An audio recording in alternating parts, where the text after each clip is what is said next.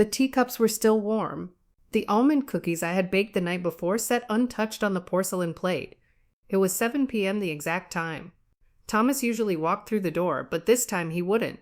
I stared at the front door for longer than I cared to admit, almost expecting to hear the sound of his key turning in the lock.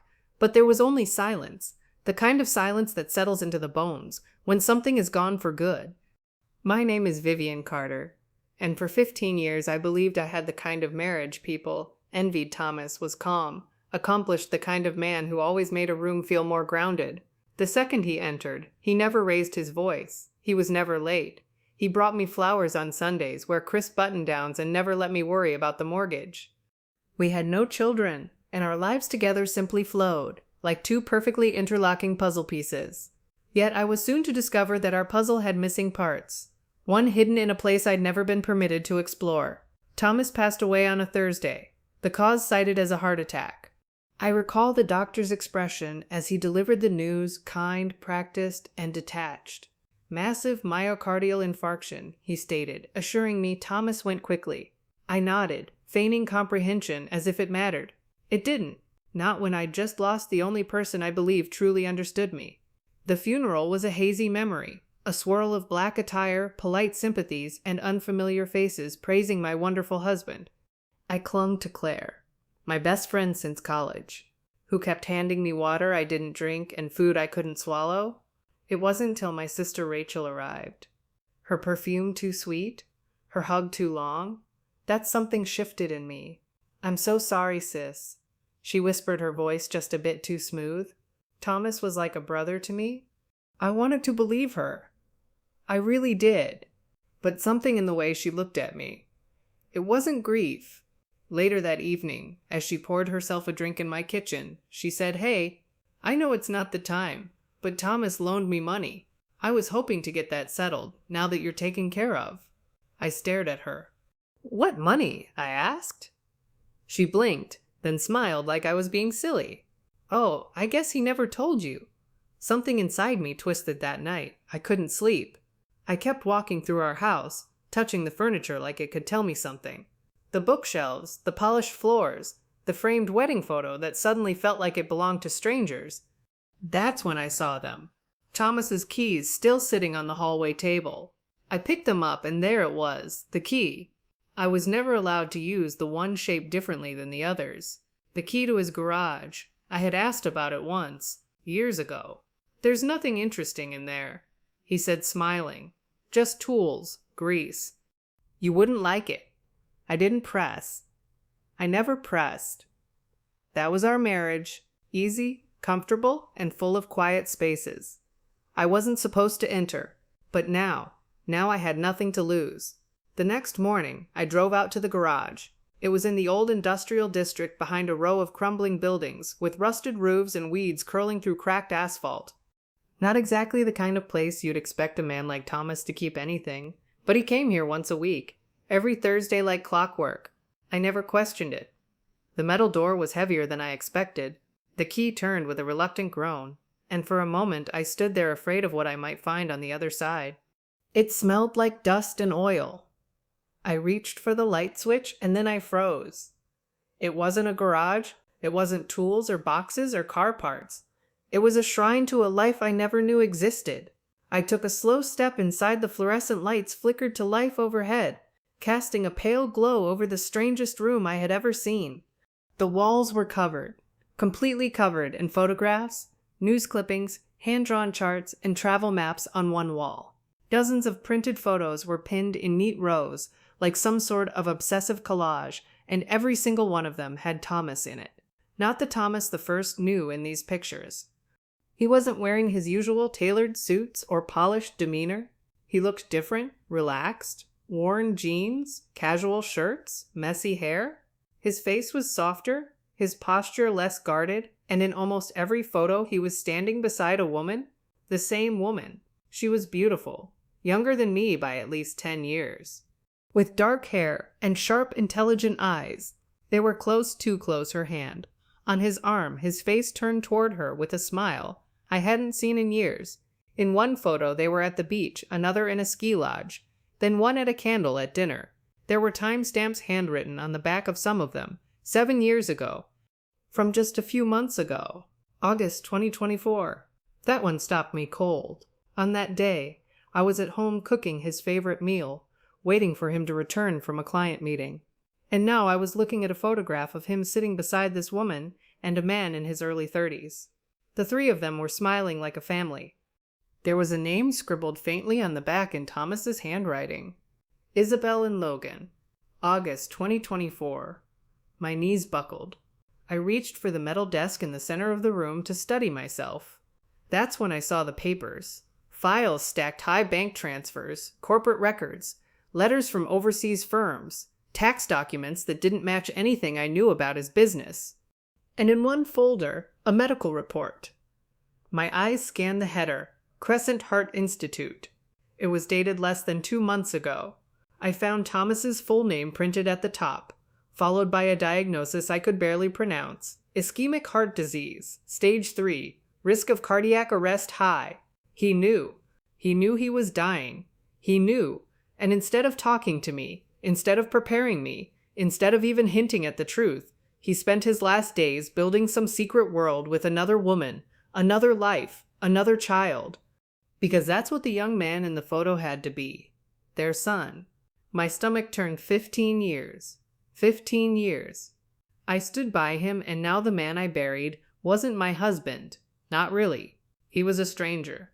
A stranger who had looked me in the eye the night before he died, handed me a velvet box with a sapphire necklace inside, kissed my cheek, and told me, "You're the only one for me." I staggered back toward the door. I couldn't breathe. My chest felt tight. My mind spinning. What was I supposed to do with this? Who even was I now, a widow? Yes, but of whom? That's when I heard it. Footsteps soft, hesitant, like someone didn't want to be heard. I turned around fast, heart slamming against my ribs. Standing in the open doorway was the young man from the photo. Same dark hair, same sharp jawline, same intense, unreadable eyes. His voice was calm when he spoke, but my pulse pounded in my ears too loudly to really absorb the words. At first, "Vivian Carter," he asked. I didn't answer. I thought you might come here. "I'm Logan Myers," he said, stepping inside slowly. Thomas Carter was my father. Just like that, the floor disappeared beneath me. I don't remember what I said first. Maybe nothing. Maybe I just stood there, gripping the edge of the desk, like it was the only solid thing left in the world. Logan stepped forward, calm but cautious, like he knew this was fragile territory. I stared at him, not just seeing him, searching. There was no doubt, his eyes. They were Thomas's same intense gaze, same silence that said more than words ever could. You're really his son. I finally managed to whisper. Yes, Logan replied, without hesitation. And I'm sorry, I never wanted you to find out like this. How long did you know about me? I asked, my voice barely above a breath. My whole life. He said, with no trace of apology, he didn't tell me much, only that he was married, that you didn't know about me. He kept us very separate. My mother, Isabel, respected that she never wanted to interfere, but after she passed away last year, things changed. Passed away. So now she was gone too, just like Thomas. I sat down in the dusty chair near the desk. My legs couldn't hold me up anymore. Why are you here? I asked why today. Logan reached into his backpack and pulled out a folded document, yellowed at the edges. He held it out. I hesitated before taking it. This is an unfinished, unofficial draft of a will given to me by my father 2 weeks before his passing. He mentioned that the official document would be sent to me, but this one was just in case. As I unfolded the paper, I recognized Thomas's familiar, steady handwriting looping across the page just as it did on birthday cards and dinner notes. It wasn't notarized, merely scribbled lines detailing asset divisions. It mentioned Logan and referenced an unfamiliar company called Mercury South Holdings. One more detail caught my eye. Access to remaining documents secured in office vault. Code linked to personal item gifted to VI. I froze. Personal item gifted to me. It had to be the sapphire necklace he gave me just 2 nights before he died. That wasn't just a gift. It was a key. I touched my collarbone. Instinctively, though, the necklace wasn't there. I had left it at home, tucked in its box, because it felt too heavy to wear. Now it felt even heavier. What is Mercury South Holdings? I asked, still scanning the document. Logan took a breath. One of his private firms, not public, not on paper. He used it to move money internationally. After my mom died, I started digging. There were transfers. I couldn't trace offshore accounts in my name. I never opened. I think he was trying to secure something for you. For me, for all of us. My mouth went dry. Why? He knew time was running out. Logan said quietly, and because he didn't trust the people he worked with. I looked up what people Logan's face darkened. He never said names, only that if something happened to him, someone would come looking for information, for leverage, for what he left behind. I leaned back in the chair, my thoughts racing a second. Safe, a company I'd never heard of, a necklace that might hold a code, and a man I had loved for 15 years who'd built an entire world outside of me. You're saying there's more? I said that the will, the files, the photos, all of it was just the beginning. Logan nodded. I think he left things behind, not just for us, but to protect us. I stood slowly, my legs still unsteady, and looked around the room one last time. It no longer felt like a shrine. It felt like evidence and a warning. I need to go home. I said, voice hoarse, I need that necklace. Can I come with you? Logan asked if you'll let me.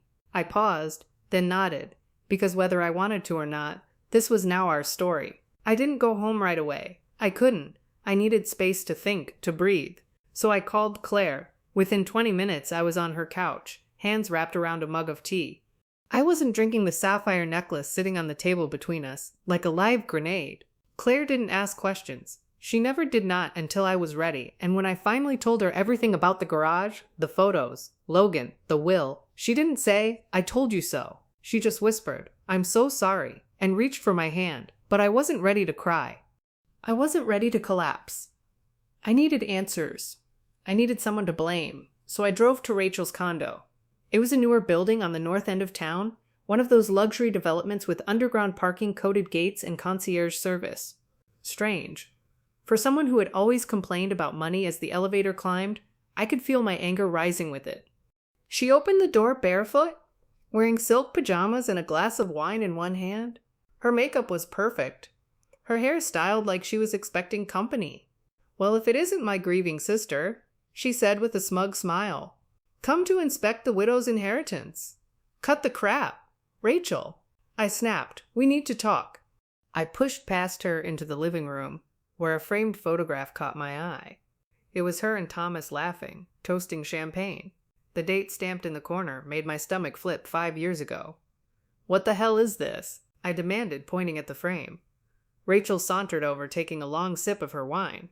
Oh, that a company holiday party? You were too tired to come. Remember, Thomas insisted I join him. She said it like it was nothing like sharing champagne with my husband while I stayed home. Folding laundry was completely normal. We always got along so well, she added casually. I turned to face her fully. How well exactly her smirk faltered. I know about Isabel has said. I know about Logan, about the garage, the fake company, the will. I know everything, so if there's more, tell me now. Rachel's eyes narrowed. She walked over to her liquor cart, refilled her glass, and said softly, fine. You want the truth? She set the glass down and placed a hand on her stomach. I'm pregnant, she said. And it's Thomas's. I didn't move. I didn't speak.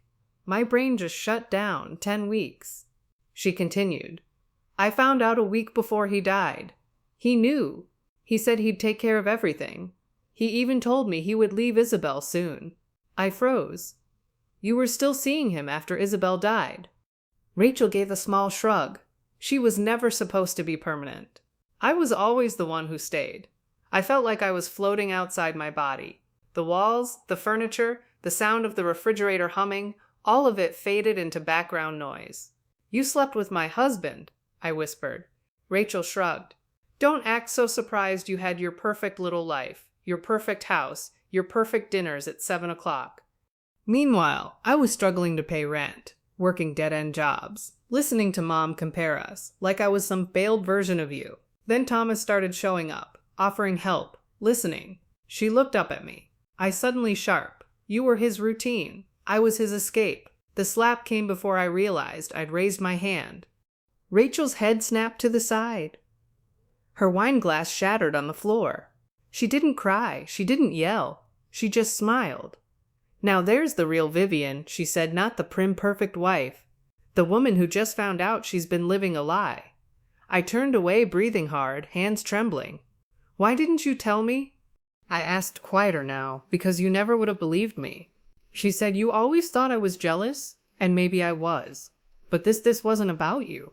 This was about me finally getting something for myself." I shook my head. "You didn't just take something, you stole everything." She walked closer, her expression suddenly unreadable. "Say what you want, but that baby growing inside me, he or she is your family, whether you like it or not." My throat tightened. I wanted to scream, to break things, to rewind time, but instead, I said I'll honor what Thomas left in his will. Not for you, for the baby, because they didn't ask for this mess. Rachel blinked. Her voice softened for the first time.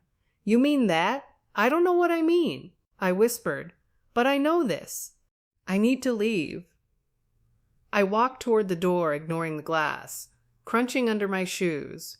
My fingers trembled as I grabbed the handle behind me. She called out, "You think I'm the worst thing Thomas did?" I didn't answer because I wasn't sure anymore. I didn't go home that night. I couldn't bear to step into that house with its carefully arranged dinnerware and untouched bed. Instead, I returned to Claire's, clutching the sapphire necklace in my fist, like it might burn a hole through my skin. She didn't ask where I'd been. She just opened the door, looked at my face, and said, "You need sleep." I couldn't sleep, not when every room in my mind was crashing inward. The next morning, Logan picked me up in his car. Claire came too. She insisted, "You're not going into your husband's secret vault without backup," she said, tossing her coat over her shoulder. Thomas's office was in a high-rise downtown. He'd always called it just a satellite space. When I asked somewhere to take private meetings, he'd said, "I never once set foot inside, but Logan had a key card." "I'm listed as a co-owner," he said, scanning us through security. The receptionist barely glanced up. Thomas had built a life so compartmentalized, it never needed explaining. The elevator ride felt like years. At the 14th floor, Logan led us to a glass-walled office with cold, modern furniture and no trace of warmth. Not a single photo of me, no framed memories, just sleek surfaces, gray walls, and a subtle scent of cologne I hadn't smelled before. "There," Logan pointed to a large abstract painting mounted behind the desk. "The safe's behind that." I reached into my bag and pulled out the necklace. My fingers found the small clasp. I twisted it, counterclockwise, click a hidden compartment. Popped open on the back of the sapphire pendant inside a thin metal plate. No larger than a SIM card. Numbers were engraved along the edge. Logan took it carefully and slid it into the keypad on the safe. A low beep, then a software. The door opened. Inside were stacks of documents, a sleek black flash drive, a small wooden box, and a single silver key attached to a tag that read Bank Safe Deposit. Federal Trust. Logan pulled out the documents. Contracts, transfers, financial statements. Some of these names, they're international banks. He wasn't just hiding money. He was moving it offshore fast. I picked up the flash drive, but didn't plug it in. Not yet. Then I opened the small wooden box. It was a ring, a simple gold band with a small diamond. My breath caught in my throat. It wasn't mine inside the band. An inscription, and always not V. Not me. And for Isabel. Jesus. Claire whispered beside me. Logan looked away, jaw tight. He bought her a ring. I said, my voice barely audible. He was going to propose, or maybe he already had. I couldn't move, couldn't speak, couldn't cry, because there in the cold silence of my dead husband's office, I realized the truth. I hadn't dared name. He loved her. He might have loved me too in his own way. But her, she got the part of him that was real. The part that smiled in, photographs that vacationed, that laughed, and the rest. The rest was a performance. A polished husband with dinner at 7 o'clock roses on Sundays, and a safe full of secrets. Then Logan handed me a letter, folded neatly, my name on the front. I unfolded it with shaking hands. Vivian, if you're reading this, it means I'm gone. I'm sorry. I never had the courage to tell you the truth. To say out loud what I should have said years ago. I was selfish. I built 2 lives because I couldn't give up either. And in the end, it cost me everything. I loved you. I know that sounds empty now. Maybe it always was, but I did. In the only way I knew how. I wanted you to have peace, to be safe. That's why I left you the papers, the access, the truth. Use them how you see fit. Burn them, bury them, or expose it all. It's your choice. Now forgive me if you can. If not, I understand. Thomas! I stared at the page until the words blurred. Then I passed it to Claire. She read it silently, then handed it to Logan. He didn't say anything. None of you asked did, because what was there to say? The man we'd all thought we knew had shattered like glass, and all we could do now was decide what to do with the shards. We left the office in silence, the kind of silence that doesn't come from peace, from the absence of anything left to say. Claire drove. Logan sat beside me, and I stared out the window, watching Charleston blur into a palette of autumn gray. My dead husband had lived a life I never touched. Now we were holding the pieces of it in our hands, and we didn't know who else was watching that night. As I tried to sleep on Claire's pull-out couch, my phone rang, unknown number. Vivian Carter, a man's voice said I. Yes, I answered already, on edge. This is Gordon Blake. I was a business associate of your husband's. My stomach dropped. I believe you have something that belongs to me. I don't know what you're talking about. Yes, you do. He said, Stillwater the documents from the safe. Some of them concern international transfers accounts.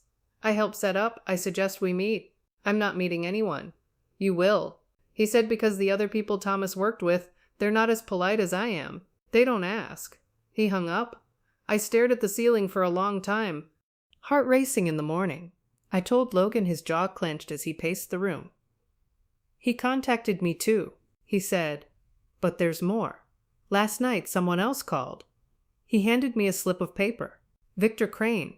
He claims he's the original source of the funds. Thomas moved. He said, if we don't return everything by the end of the week, there will be consequences. I didn't ask what that meant. I didn't need to. Logan pulled out the silver key from the safe. We still have the deposit box. He said whatever synth side might help explain who really owns what, but do we really want to open another box? I asked, trying to keep my voice from cracking.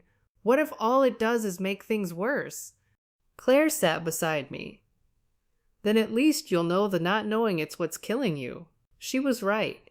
So we made a plan. First the bank. Then if things still didn't make sense, we'd find someone who could tell us the truth.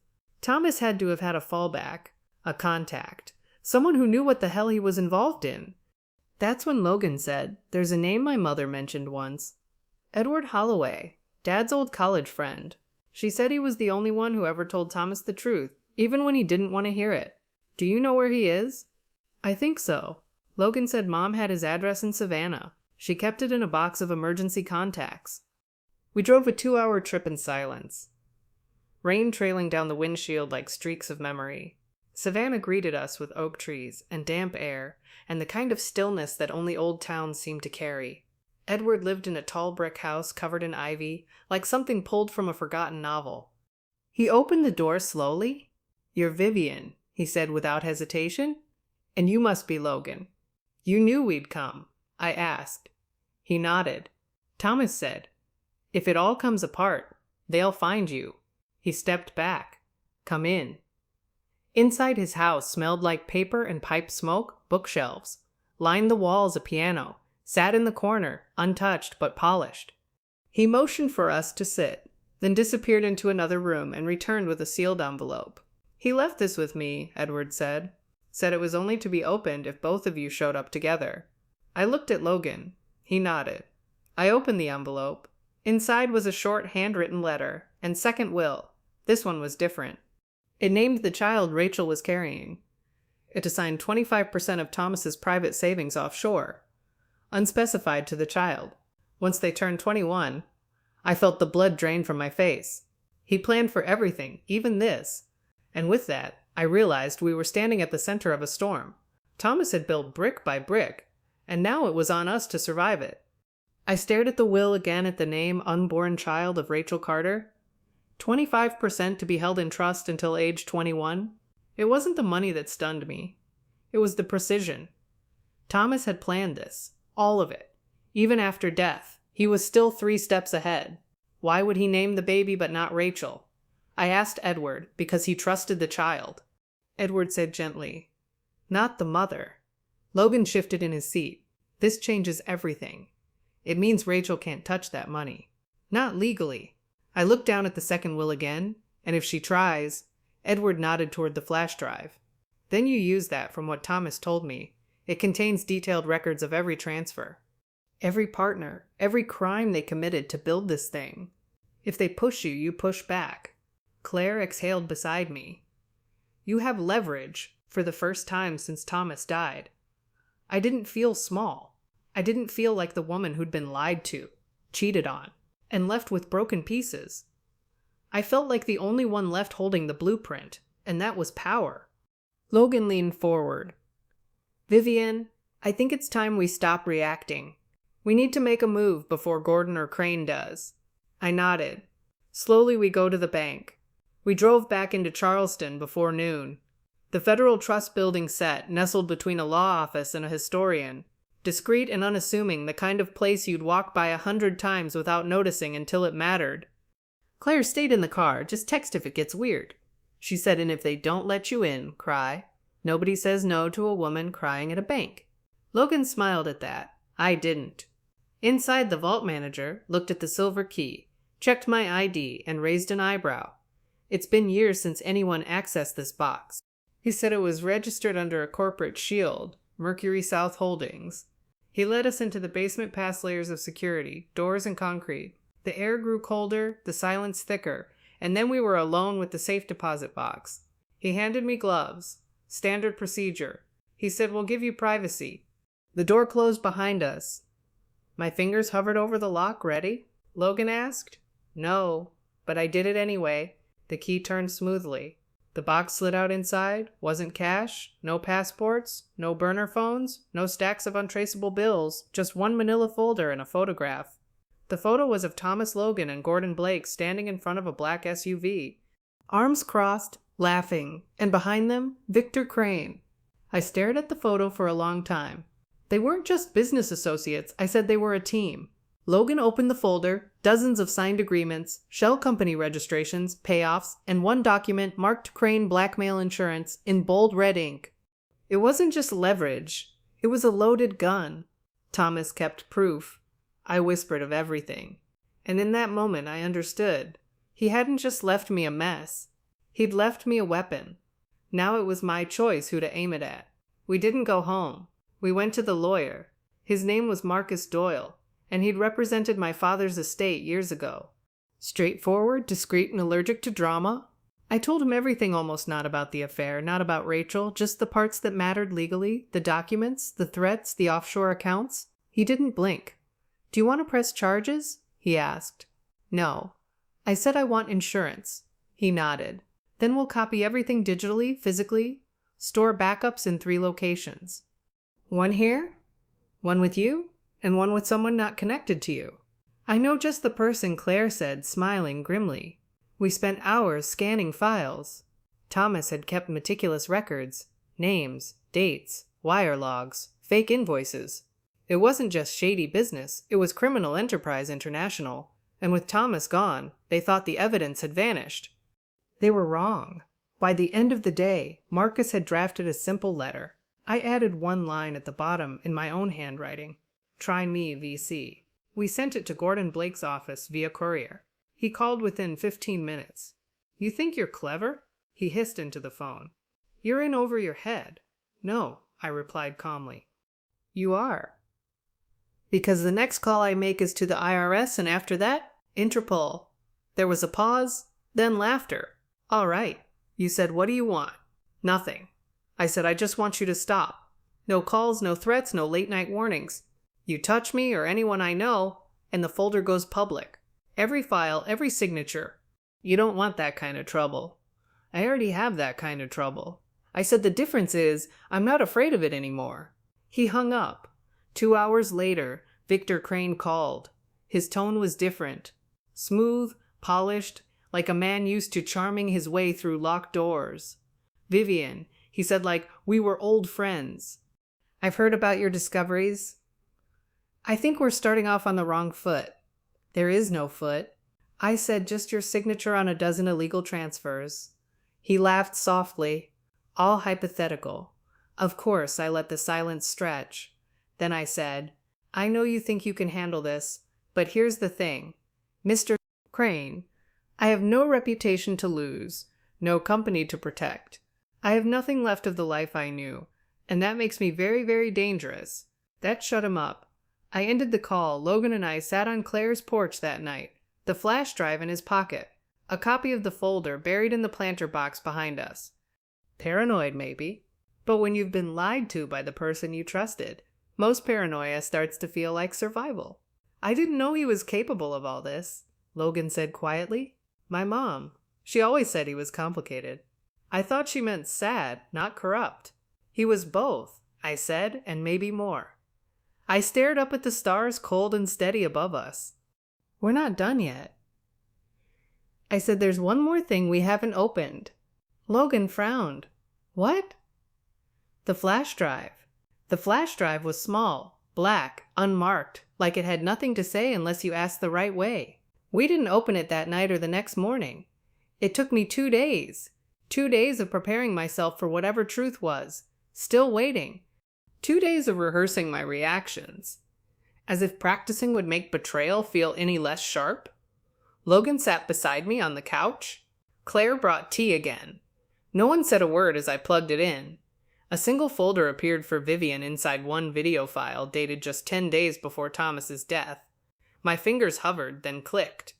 The screen went black, then flickered to life. Thomas, not the one I'd seen in wedding photos, or seated across from me at dinner. This Thomas looked hollow eyes, tired, shirt wrinkled, like he hadn't slept in weeks. He leaned forward.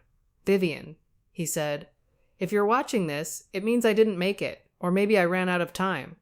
He sighed and rubbed his face. There's no easy way to say this, so I'll just say it. You were never the one I needed to hide things from. You were the one I wanted to protect, but I waited too long and now everything's closing in. He paused. There's someone you need to be careful with. Someone you trust more than you should. My heart slowed. He looked straight into the camera. It's Rachel. The room went still. She wasn't just someone I slipped up with. It wasn't that simple. She planned this from the beginning. The pregnancy wasn't an accident. The night I told her I couldn't keep doing this, she changed. Said if I left her, she'd go public with the money, with the shell accounts, with everything I buried to keep you safe. I believe she killed Isabel, he whispered, his voice sending a chill down my spine. I can't prove it, but the timing was too perfect. Thomas explained that Isabel had just packed for a one-way flight to Lisbon when the single-vehicle car crash occurred. No witnesses, and the brakes failed, they said. Yet she'd had the car serviced the day before. Looking into the camera, his voice trembled. Rachel knew she was pregnant. Isabel didn't. That's what changed everything. An accident, they called it, with no foul play. But Rachel's pregnancy and Isabel's ignorance of it were key. Claire gasped, and Logan's fists clenched. I tried to make it right, Thomas continued. I moved the money, created backups, ensuring that if anything happened to me, you would be in control. I'm sorry it took this much damage for me to finally do the right thing. He looked away, then back again. I was weak, but you're not. And if you want to walk away from all of this, do it. Take what's yours and leave them in the dust. But if you don't, if you decide to fight back, don't do it alone. The screen froze, then cut to black. I sat there unmoving for what felt like hours. He knew what Rachel was capable of. He knew what was coming, and still he tried to control the narrative, even in death, maybe out of guilt, maybe out of fear. But now he'd handed me the truth, and it was time to decide what to do with it. Rachel didn't know I'd seen the video, not when I invited her to brunch, not when I hugged her at the door, said how much I missed her, how we should talk like real sisters again. She smiled like a woman who thought she'd won. She wore a pale blue dress that hugged her belly just right. He kicks when I drink orange juice, she said with a laugh, rubbing her hand over the bump. I smiled too, But my eyes didn't. We sat on the porch of Claire's house. Logan stayed inside. Claire poured sweet tea and left us alone. I'm glad you reached out, Rachel said, folding her hands neatly on her lap. I was worried you were angry. Why would I be angry? I asked softly. Because my husband was sleeping with my sister, or because he left you part of the inheritance. Rachel blinked. That was the first crack she shifted in her seat. Vivian, this is hard for both of us. Thomas was confused, torn, but he loved you. No, I interrupted. He didn't love me. He pitied me. Rachel flinched. I leaned forward and he feared you. Her face stilled. I placed the flash drive between us. Rachel's lips parted just slightly. I know about the accounts, the manipulation. I know he was planning to leave you, and I know about Isabel. She didn't blink, didn't move. Just said you can't prove anything. You're right, I replied, but I don't have to. She frowned. I stood up because I'm not going to court. I'm not going to press charges. I'm not going to fight for some half-baked justice system to fix this. I looked her straight in the eye. I'm going to walk away and leave you here with everything you thought you wanted? The money, the child, the lies. Rachel stood up too. You think that scares me? No, I said, but it will. Then I turned and walked inside where Logan was waiting. Later that afternoon, I met with Marcus Doyle again, handed him the flash drive, a signed affidavit, and one instruction. Should anything happen to me, it will all go to the press. I returned to the silent house I once shared with Thomas. I walked through each room, my fingers tracing the backs of chairs, the door frames, and the unrepaired cracks in the floorboards. I packed one suitcase, leaving the rest behind, before locking the garage door behind me. Not to hide, but because I wasn't coming back. A week later, I boarded a flight to Colorado. A new name on the lease. A tiny cottage near the mountains. No secrets, no safes, no more pretending. Just me, Vivian Carter, widow, survivor. Not the woman who was lied to, but the one who transformed silence into power.